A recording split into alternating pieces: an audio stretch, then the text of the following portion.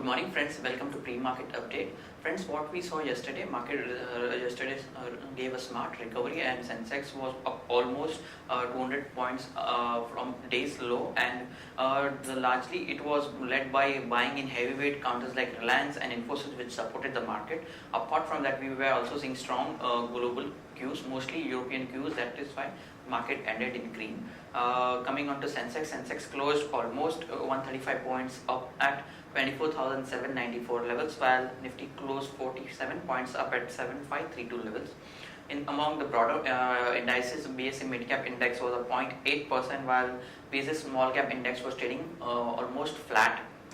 Coming on to market breadth, what we saw, almost there were 1290 advances versus decline of 1193, indicating marginally positive market breadth.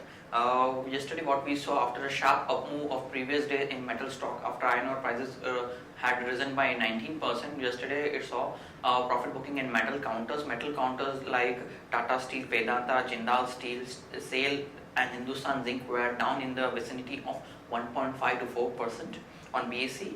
What we saw yesterday, oil stocks were in action. Companies like Kane India, ONGC and Reliance were up in the range of 0.5 to 1.5%. Now moving on to global cues, what we saw, the US markets ended marginally up, particularly Dow Jones was up just 26 point up or 0.15%, Nasdaq was up 0.5%, and S&P was up just by 10 points. Coming on to Asian cues, what we saw at this point in time, Nikkei is trading firm, it is up almost 0.93%, Hang Seng is also trading firm and it is 0.6% up, while Shanghai is seeing a little bit of weakness and it is down 0.6% at this point in time.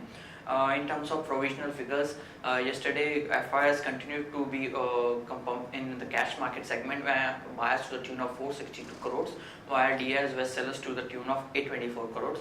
SGX at this point in time is trading up by 28 points at 7562 levels, indicating we might open on a flattish to positive kind of a note.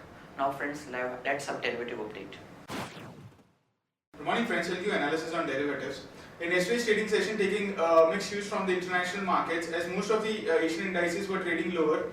Despite negative cues from them, our market did open on a negative note. However, soon after the negative opening, we have seen Nifty taking support around lower level and showing some kind of a positive strength. And the last 1 hour of trade, where we have seen Nifty showed a sharp upside in the northward direction, and mainly due to the banking sector stocks, which were the major outperformer in yesterday's trading session. And Nifty eventually closed above the strong resistance level of 7,500, which is also the highest call base, and it managed to close with a sharp gain of 1.11% and settled at 7535.05.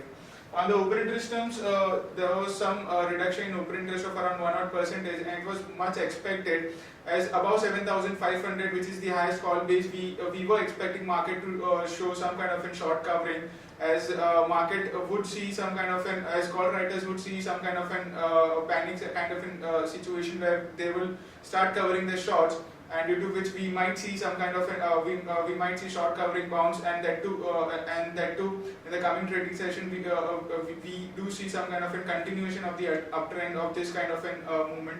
On the cost of carry, surprisingly, it's positive at around 1% from negative 6%. There are still a lot of dividend lineup, but despite that, most of the large cap counters have been trading at a discount.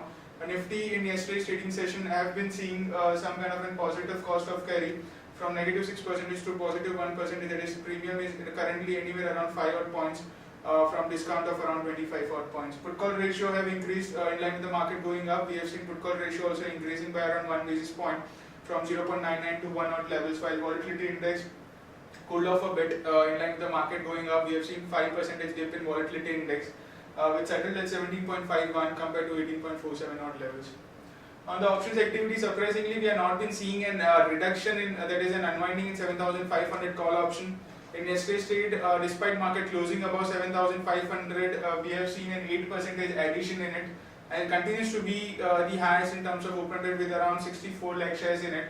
In today's trading session, also our main focus would be on the activity of 7,500 call option, as We have been getting a positive cues from the international markets, especially the crude oil, which was up more than 4 to 5 odd percentage, and has been able to maintain its 40 odd level, and due to which most of the Asian indices are also trading on the higher side.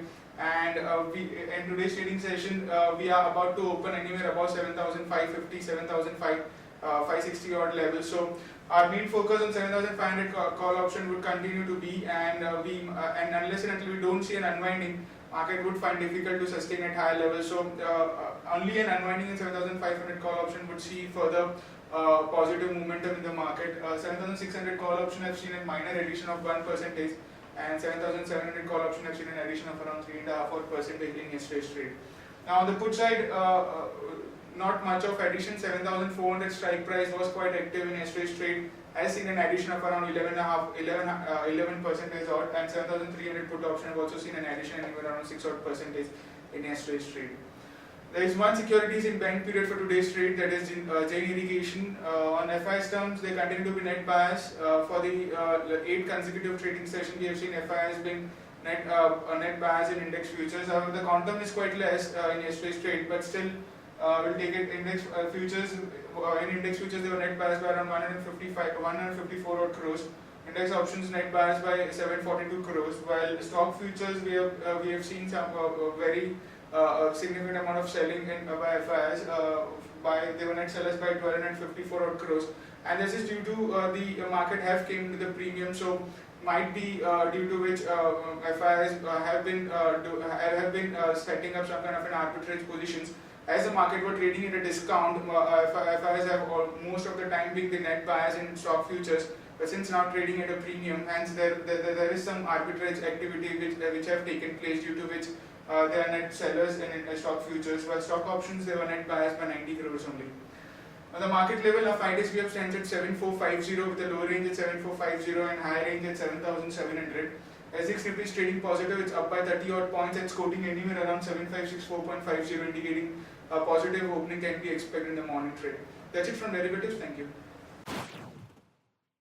Now let's discuss trading ideas for the day. First trading idea for the day is ICICI Bank. Modi reaffirms ICICI Bank's long-term ratings. This is positive for ICICI Bank. Stop loss is placed at 212. We'll be targeting levels of 222 and 225. The next long idea for the day is Kotak Bank. RBI removes Kotak Mahindra Bank from investment ban, foreign investment ban list. So now more FIs can look and invest in this company. This is positive development for Kotak Bank.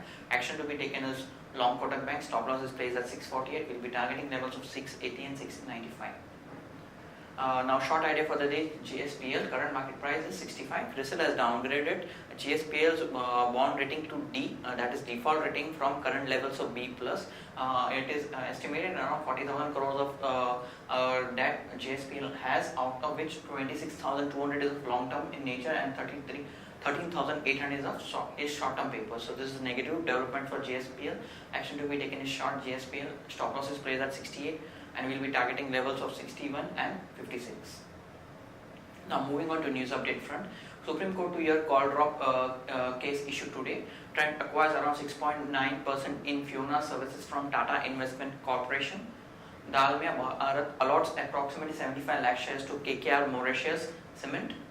In terms of dividend spree, Bajaj Auto to pay 50 rupees as interim dividend, while Bajaj Holdings to pay 25 rupees. CRISIL has downgraded BHEL's long-term credit rating to AA+, that is a negative for BHEL stock.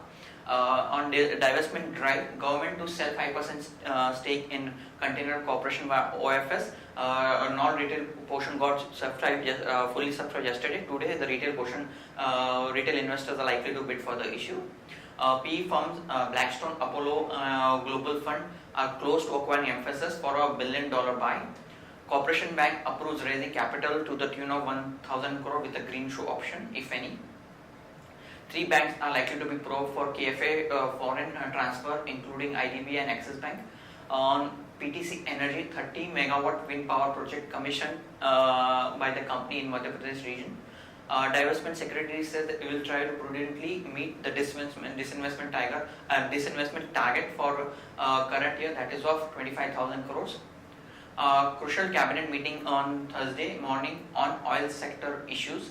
New price could be over 6 MMBTU for ONGC and Reliance discoveries in little complex regions.